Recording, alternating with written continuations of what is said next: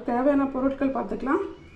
6 பல்லு சின்ன வெங்காயம், 5லேருந்து 6 பல்லு பூண்டு, 2லேருந்து 3 பச்சை மிளகா, கிராம்பு, பட்டை, ஏலக்காய், தேங்காய், ஒரு சின்ன தேங்காய், 2 தக்காளி, ஒரு பெரிய வெங்காயம் ஸ்லைஸாக நறுக்கி வச்சுருக்குது, ஒரு கைப்பிடி அளவுக்கு புதினா கொத்தமல்லி 2 மிக்ஸ் பண்ணி வச்சுருக்கேன்.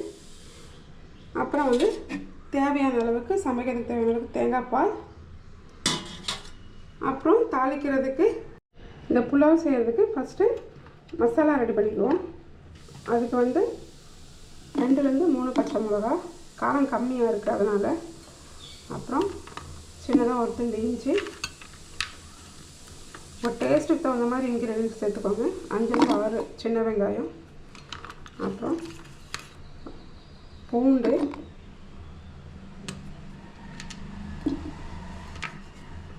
தேங்காய் துருவி போட்டுக்கோங்க. ஆனால் எனக்கு டைம் இல்லாதனால நான் கட் பண்ணி சேர்த்துக்க போகிறேன் தேங்காய் பீஸு.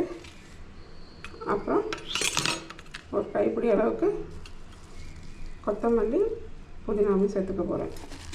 இதெல்லாம் சேர்த்துட்டு நல்லா நைஸாக பேஸ்ட்டாக அரைச்சி எடுத்துகிட்டு வந்துடுவோம். இதுக்கெல்லாம் வெஜிடபிள்ஸ் சேர்க்கணும்னு அவசியமே கிடையாது, சிம்பிளான விஷயங்கள்.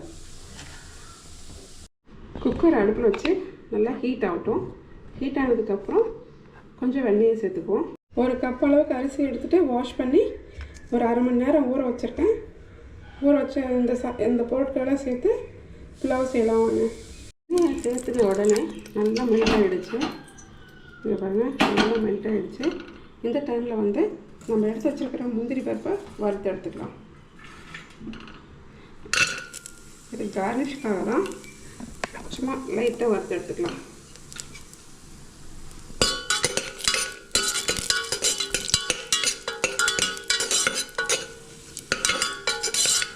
இது வந்து இப்போ நம்ம தனியாக இப்போது இதே பாத்திரத்தில் தேவையான அளவுக்கு எண்ணெயை சேர்த்துப்போம். நல்லா கொதிச்சு வரட்டும், நல்லா சூடாகட்டும். எண்ணெய் சூடாகிடுச்சு. பட்டை, கிராம்பு, ஏலக்காய் சேர்த்துக்குவோம். சேர்த்துட்டு நல்லா வெடிக்கட்டும். இப்போ வந்து நம்ம ஸ்லைஸாக கட் பண்ணி வச்சுருக்கிற பெரிய வெங்காயத்தை சேர்த்துக்கலாம். சேர்த்து நல்லா வதக்கிக்கலாம். பெரிய வெங்காயம் நல்லா வதங்கி வரணும், அது வரைக்கும் நல்லா வதக்கிக்கலாம்.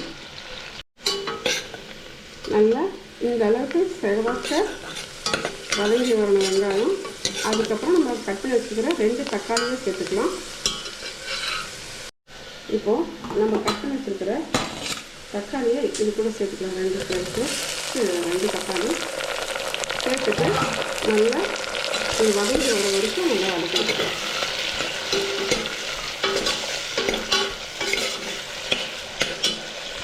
இப்போது இந்த சாப்பாட்டுக்கு தேவையான அளவுக்கு கல்லுப்பை சேர்த்துக்குவோம். சேர்த்துட்டு நல்லா கலந்துட்டோம்னா தக்காளி நல்லா வதங்கி வரட்டும், எண்ணெய் பிரிஞ்சு வரணும், அது வரைக்கும் நல்லா வதக்கிக்கோங்க. இப்போது நம்ம அரைச்சி எடுத்து வச்சுருக்கிற புதினா விழுது ரெடி பண்ணி வச்சுருக்கிற மசாலாவை அதை கூட சேர்த்து நல்லா மிக்ஸ் பண்ணிக்கலாம். வாங்க. தக்காளி நல்லா வதங்கிடுச்சு. இந்த டைமில் நம்ம அரைச்சி ஏற்கனவே ரெடி பண்ணி வச்சுருக்கிற மசாலாவை இது கூட சேர்த்துக்குவோம். சேர்த்துட்டு நல்லா கலந்து விடலாம். எல்லா மசாலாவையும் சேர்த்துட்டு நல்லா கலந்து விடலாம். நல்லா மசிஞ்சு நல்லா கலந்து வரணும். இங்கே பாருங்கள், நம்ம சேர்த்த மசாலா எல்லாம் நல்லா எண்ணெய் பிரிஞ்சு பச்சை வாசமெல்லாம் போயிடுச்சு, நல்லா வதங்கி வந்துடுச்சு. இங்கே பாருங்கள், நம்ம சேர்த்த விழுது எல்லாமே நல்லா வதங்கி வந்துடுச்சு, பச்சை வாசமெல்லாம் போயிடுச்சு. இந்த அளவுக்கு நல்லா வதக்கிடுச்சு. இப்போ வந்து நம்ம எடுத்து வச்சுருக்கிற வாஷ் பண்ணி வச்சுருக்கிற அரிசி இது கூட சேர்த்துக்கலாம். இப்போது நம்ம அரிசியெல்லாம் சேர்த்து நல்லா இந்த மாதிரி மிக்ஸ் பண்ணி விட்டுடலாம். மிக்ஸ் பண்ணதுக்கப்புறம் நம்ம ஏற்கனவே எடுத்து வச்சுருக்கிற தேங்காய் பால் இது கூட சேர்த்துக்கலாம்.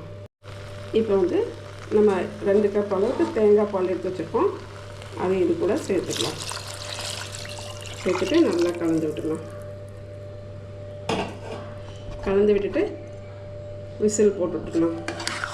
சிம்மில் வச்சு ஒரு விசில் வந்ததுக்கப்புறம் எடுத்துக்கலாம். ஒரு விசில் போதும். அரிசி மிக்ஸ் பண்ணிட்டு லெட்டு போட்டாச்சு. இப்போ ஒரு விசில் வச்சு ஆஃப் பண்ணிடலாம். அவ்வளோதாங்க. பாருங்கள், சூப்பரான புதினா ரைஸ் ரெடி ஆகிடுச்சு. கார்னிஷுக்காக கொஞ்சம் முந்திரி பருப்பு நெய்யில் வறுத்து சேர்த்துருக்கேன். அவ்வளோதாங்க. சூப்பராக இந்த சிம்பிளான ரெசிபி நீங்களும் ட்ரை பண்ணி பாருங்கள். அவ்வளோ சூப்பராக இருக்கும். குழந்தைங்க விரும்பி சாப்பிடுவாங்க. தேங்க்யூ ஃபார் வாட்சிங் my channel. Lunch box ready பண்ணியாச்சு.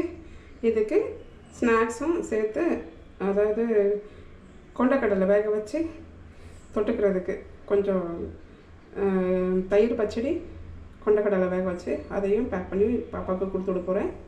நீங்களும் இதே மாதிரி செஞ்சு பாருங்கள். சூப்பராக இருக்கும். தேங்க்யூ.